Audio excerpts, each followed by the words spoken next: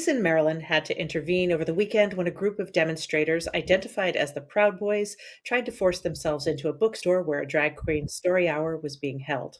There was one injury, and the event inside went on as planned. But we're seeing a growing number of these violent protests across the country. Joining us now is advocate, senior national reporter Christopher Wiggins. Christopher, let's begin with what happened. What do we know about this bookstore? So, Loyalty Books is a book-selling uh, organization, a bookstore, a number of them too, actually. One in Washington D.C. in the Petworth neighborhood, and one in Silver Spring, Maryland, which is a suburb of Washington D.C., just kind of north of the city. So this is a queer, Black, and Asian-owned business. Two women own the company, and they have a regular drag story hour that this Saturday was disrupted, as you said, when the Proud Boys showed up to cause havoc. Yeah, well, and we understand that the owners of the bookstore don't intend to back down even after this event. What have they said about that? Yeah, so, in advance of this event, the owners had posted on Twitter that they were aware that there were rumblings of protests that were going to target the establishment on the day that they were having the event. And so they had already, put in place some security measures. Now, after what had occurred, they said that they were undeterred, that they would continue to put in place various security measures and would continue supporting Drag Queen Story Hour, which, is something that's really good for children because it exposes them to creativity and the love of reading. Right, right. It's a wonderful and exciting idea, I think. Well, these protests are now so prevalent that there's even a group of anti-protesters who show up at these events called the Parasol Patrol. Parasol Patrol DMV. Uh, this reminds me of the Westboro Baptist Church when it used to protest funerals of queer people, and then there would be the people with the angel wings who would show up. What can you tell us about Parasol Patrol DMV? Well, and that's exactly what it brought to mind for me as well when I was learning about the group.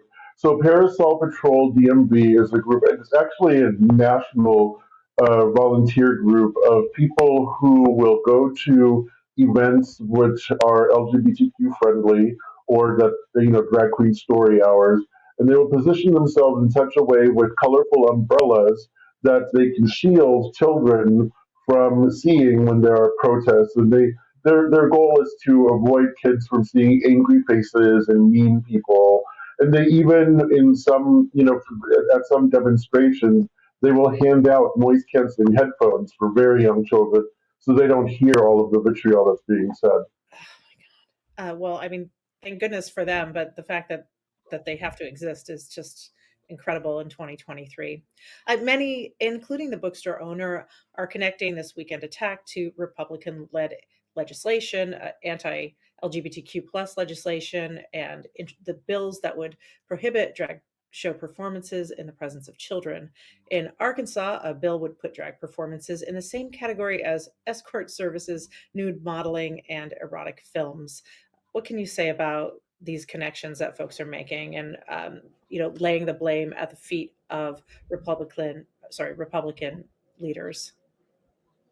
So what this is doing is basically stoking a culture war that has been existing since this election cycle. Essentially, it is an outgrowth of anti-LGBTQ sentiment that has grown around the country, and the Human Rights Campaign has been tracking a lot of the bills that have been targeting drag performers in particularly, and they warn that we need to call out when these kind of ridiculous bills that equate drag performance with sexualization of children. We need to call that out because obviously these things are true, and Republican lawmakers are pushing an agenda that is harmful to kids. Right. Well, and harmful to LGBTQ plus people across the board. Of Yeah. course, yes.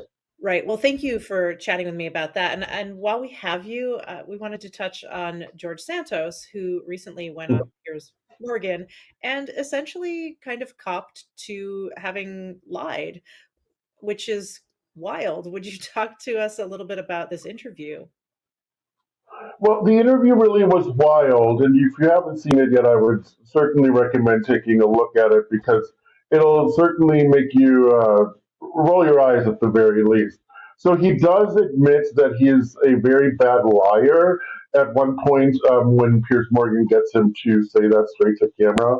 However, as with most things, Santos, you can't believe what he's saying because during the interview, several times when he's confronted about various of the lies that he has admitted to, he goes ahead and hedges various components of his statements, and uses a little bit of verbal gymnastics to get through the interview to essentially deflect certain elements of what he was saying. So really, while he admitted that he did lie about some things, he didn't admit to anything new. And when he was challenged about the number of things that reporters, including myself, have inquired with him about, he really didn't give any answer to any of those questions.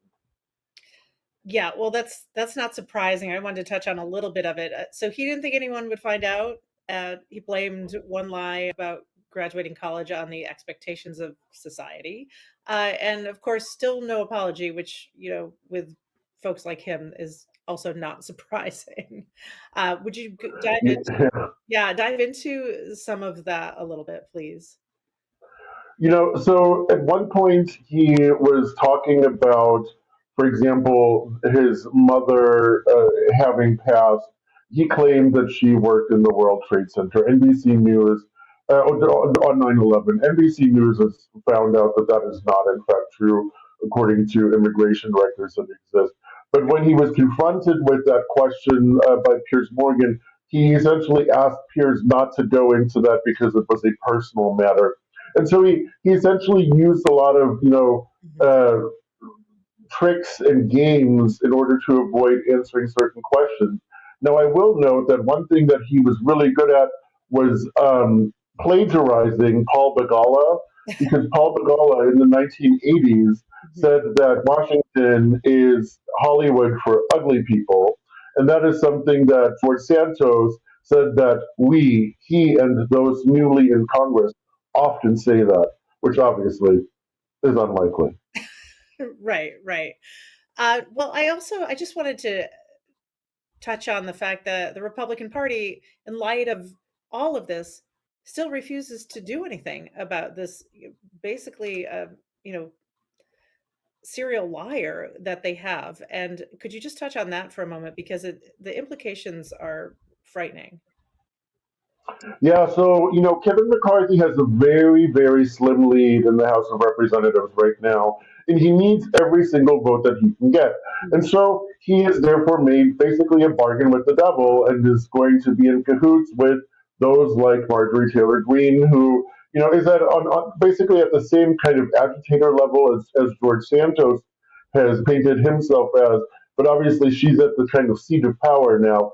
But he's willing to deal with people like her and other parts of the far right caucus and George Santos because without his vote, Kevin McCarthy might not be speaker for very long. Yeah, right. Well, Christopher Wiggins, senior national reporter for The Advocate, as always, thank you for joining us.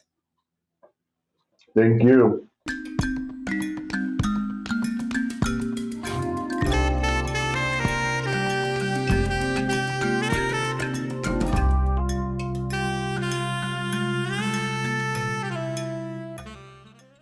February is Black History Month, and today we're celebrating Tracy Chapman. She's best known for her popular hit singles Fast Car and Give Me One Reason, but her musical talents don't stop there. She also has 4 platinum albums, 2 being multi platinum and the other 2 gold. She's also known for being a social activist. In 1988, she performed in London as part of a worldwide concert to commemorate the 40th anniversary of the Universal Declaration of Human Rights. She also performed at a tribute concert in honor of Nelson Mandela's 70th birthday. Chapman has also produced educational music videos that highlight achievements in African American history. That's all the time we have for this Advocate today. The Advocate channel is advocating for all. Open it wherever you stream or online at advocatechannel.com. I'm Tracy E. Gilchrist, and I'll see you next time.